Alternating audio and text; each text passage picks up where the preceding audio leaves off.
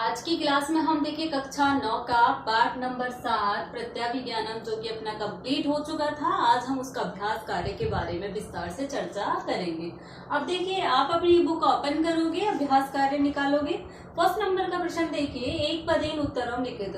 उत्तर आपको एक शब्द में लिखना है। अब देखिए क उमावेश आश्रित भक्ति। उमावेश में उमावेश जो धारण कर रखा था उसमें कौन रहता है, यानी कि उमावेश धारण था, लेकिन वास्तव में वो कौन थे? हर। हर का अर्थ होता है शिव, भगवान शिव। अब देखिए ख नंबर का प्रश्न है, उसका उत्तर क्या है? कश्य अभिभाषण कौतूहलम महत भक्ति। किसकी बोलने की इच्छा अधिक होती है? तो किसकी बोलने की अधिक इच्छा होती है? बृहन्नल्लाया कहते हैं, बृहन्नल्ला की। बृहन्नल्लाया कहते हैं कि मेरी बोलने की इच्छा है, अगर आप मुझे क्या करो, प्रेरित करो, तो यानी कि आज्ञा दो या मुझे क्या करो, प्रेरित करो बोलने के लिए। अब देखिए नेक्स्ट है आपका ग नंबर का, अस्माकं कुले किम अनुचितम। हमारे कुल में क्या अनुचित है? हमारे कुल में क्या अनुचित है? अपनी सराहना करना। तो देखिए इसका आंसर होगा आत्मस्तवम। क्या होगा? आत्मस्तवम का अर्थ होता है अपने आप की प्रशंसा करना। नेक्स्ट देखिए क दर्श प्रशमम कर्तुम इच्छति। दर्प प्रदर्शन को शांत कौन करना चाहता है? दर्प यानी क्या होता है? घमंड। मैंने आपको बताया था, अर्थ बताया था, जब दर्प का अर्थ होता है घमंड। घमंड को शांत करना कौन चाहता है? कौन चाहता है? राजा। कौन चाहता है घमंड को शांत करना? राजा चाहते हैं। नेक्स्ट देखिए क अशस्त्र आशीत। निशस्त्र कौन था? निशस्त्र कौन था? भीमसेन था, जिसने अभिमन्यु को बंदी बनाया था भुजाओं के बल से। अभिमन्यु ने उसके ऊपर प्रहार क्यों नहीं किया? क्योंकि वो निशस्त्र था, उसके पास शस्त्र नहीं थे, और उनके कुल में ये और उनके जो पूर्वजों का ये कहना था जो निशस्त्र होते हैं उनके ऊपर वार नहीं करना चाहिए, इसलिए वो आसानी से बंदी बन गए। कौन बन गए थे? अभिमन्यु। ठीक है, आंसर क्या आएगा इसका? भीमसेन। कया गोम ग्रहणम अभवत। गो ग्रहणम किससे हुआ? दृष्टया या सौभाग्य से। दृष्टया का अर्थ क्या होता है? सौभाग्य से। देखिए इसमें लिख लेना, दृष्टया का अर्थ होता है सौभाग्य। क्या होता है? सौभाग्य। अब नेक्स्ट देखिए, नेक्स्ट आपका क्या ग्रहणम गतम आसीत। कौन पकड़ा गया? तो मैंने आपको अभी अभी बताया था, अभिमन्यु पकड़ा गया। किसने पकड़ा था? भीमसेन ने। नेक्स्ट देखिए अधोलिखिता नाम प्रश्न नाम उत्तराणी संस्कृत भाषाया लिखित। निम्नलिखित प्रश्नों के उत्तर आपको संस्कृत भाषा में देने। नेक्स्ट देखिए फर्स्ट जो प्रश्न है इसका, भट्ट कश्य ग्रहणम अकरोत। भट्ट सैनिक ने किसको पकड़ लिया? तो देखिए किसको पकड़ लिया, उसका आंसर होगा भट्ट सुमित्रा नंदन से अभिमन्यु ग्रहणम करोत। भट्ट सैनिक ने सुमित्रा नंदन कौन कहलाते हैं? अभिमन्यु को पकड़ लिया। आंसर क्या आएगा? भट्ट सुमित्रा नंदन अभिमन्यु ग्रहणम अकरोत। नेक्स्ट देखिए अभिमन्यु कथम ग्रहित आसीत। अभिमन्यु कैसे पकड़ा गया? अभी तो पूछा था अभिमन्यु को किसने, भट्ट कैसे किसको पकड़ लिया गया? तो अभिमन्यु को। अब अभिमन्यु को कैसे पकड़ लिया? उसका आंसर है अभिमन्यु अशस्त्रेन भीमेन बाहुबलम गृहीतम आसीत। अभिमन्यु को अशस्त्र यानी कि शस्त्र से रहित भीमसेन के द्वारा बाहु के बल से, बाहुभ्याम यानी बाहु के बल से ग्रहित पकड़ लिया गया था। नेक्स्ट देखिए ग नंबर का है, कै बल्लभ बृहन्नलो प्रश्न से उत्तरम न ददाति। बल्लभ और बृहन्नल के प्रश्न का उत्तर कौन नहीं देता है? तो कौन नहीं देता है? देखिए अभिमन्यु बृहन्नयो प्रश्नम उत्तरम न ददाति। देखिए अभिमन्यु बल्लभ प्रश्न बृहन्नला के उत्तर का उत्तर नहीं देते हैं। देखिए आंसर है इसका क्या? अभिमन्यु बल्लभ बृहन्नयो प्रश्न से उत्तरम न ददाति। अभिमन्यु का उत्तर कौन नहीं देता है? बल्लभ बृहन्नलो उत्तर नहीं देते हैं। नेक्स्ट देखिए ग नंबर का है, अभिमन्यु स्वगृहणे किमर्थम वंचिता एवं अनुभवती। अभिमन्यु अपने पकड़े जाने से क्यों छला हुआ कैसा अनुभव करता है? कैसा अनुभव करता है? अभिमन्यु शस्त्रहीन पर प्रहार नहीं करता है और शस्त्रहीन भीमसेन ने उसे पकड़ लिया गया, इसलिए अभिमन्यु छला हुआ ऐसा अनुभव करता है। देखिए अभिमन्यु शस्त्रहीन न प्रहरति। अभिमन्यु जो है वो शस्त्रहीन, जिनके पास शस्त्र नहीं है उनके ऊपर आप प्रहार नहीं करते हैं। शस्त्रेण भीमसेन तम गृहीतवान, और भीमसेन ने उसको पकड़ लिया। आता है एव अभिमन्यु वंचित एव अनुभवती, इसलिए अभिमन्यु हमेशा, वंचित मतलब क्या होता है, ठगा जाना, क्या होता है, ठगा जाना, अपने आप को ठगा जाना ही अनुभव करते हैं। नेक्स्ट देखिए, कस्मात कारणात अभिमन्यु गुरु ग्रहणम सुखाद मनुते, अभिमन्यु गायों को अपहरण को सुखांत क्यों मानता है, क्यों मानता है? देखिए, गो ग्रहणम तस्य पितरो दर्शिता, कि गाय के अपहरण से उनके पिताओं का दर्शन हो गया, तैसे गो ग्रहणम सुखांत मनुते, इसलिए गाय के अपहरण को क्या माना गया है, उसने सुखांत माना है। देखिए, ये बताया कि गांव के अपहरण के दौरान उनके पिता चाचा ताऊ के दर्शन हो गए, पितरों यानी उसके पिता या पूर्वजों के दर्शन हो गए हैं, और इसलिए वो गो ग्रहणम यानी गाय के अपहरण को क्या मानते हैं, सुकांत मानते हैं। अब नेक्स्ट प्रश्न में क्या पूछा है, ध्यान से आपको पढ़ना है। अधोलिखित वाक्य प्रकटित भाव चिन्हित, निम्नलिखित वाक्य में प्रकट होने भाव को चुनना है कि इसमें भाव क्या प्रकट हुआ है वाक्य में। देखिए, वो को नु खलवेश येन भुजग नियंत्रितो बला अधिक न्यापी न पीड़ितो अस्मि। अगर आपने पाठ को ध्यान से भी पढ़ा है तो आप इसका आंसर जानते हो। अब देखिए, यहाँ पर विस्मय का भाव आया है या भय का भाव आया है, जिज्ञासा का भाव आया, यह आपको पता करना है। अरे वास्तव में यह कौन है जिसके द्वारा एक भुजा से संयत किया हुआ अधिक बल होने पर भी पीड़ित नहीं हुआ, तो इसमें कौन सा भाव है बताइए।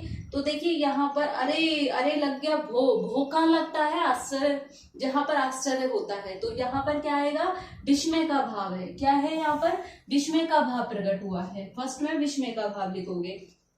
नेक्स्ट है, कथम अभिमन्यु आहरणम, आत्म प्रशंसा स्वाभिमान देतम, क्या क्या मैं अभिमन्यु का नाम हूं, तो यहाँ पर क्या क्या मैं अभिमन्यु नाम का हूं, तो यहाँ पर क्या बताया उसने, स्वाभिमान, तो इसमें क्या आएगा आपका, स्वाभिमान आंसर आएगा। क्या आएगा, स्वाभिमान लिखोगे आप। नेक्स्ट है आपका, कथम पितृवता क्रम में स्त्रीगता कथा प्रचते। आप देखिए, कैसे मुझ पर पिता की तरह दिखार जमाकर स्त्री विषयक समाचार पूछ रहे हो, तो यहाँ पर वो क्या कर रहा है, क्रोध कर रहा है, तो यहाँ पर किसका भाव प्रकट हुआ है, क्रोध का भाव प्रकट हुआ है। नेक्स्ट देखिए, धनो अस्तो दुर्बले बृहते मम तु भुजो ए प्रहणम, धनुष तो दुर्बल ग्रहण करते हैं, मेरी तो भुजाएं ही शस्त्र हैं, तो यहाँ पर किसका भाव प्रकट हुआ है, शौर्यम का, वीरता का भाव प्रकट हुआ है।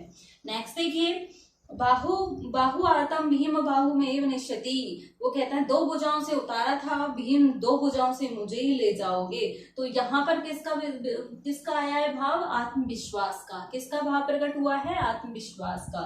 अब देखिए, दिष्ट है गोग्रहणम स्वंतम पितरो येन दर्शिता, बाकी बस गायों का अपहरण सुकांत हुआ जिससे पितरों के दर्शन हो गए, तो यहाँ पर क्या है, हर्ष सुखद यानी हर्ष की अनुभूति कर रहा है, जैसे कि मैंने इसमें आंसर में बताया था आपको। अब देखिए, यथा स्थानम रिक्त स्थान पूर्ति करनी है आपको, जहां जहां आपको, जैसे खलुधन एश क्या होगा, खलवेश, संधि की है इसमें।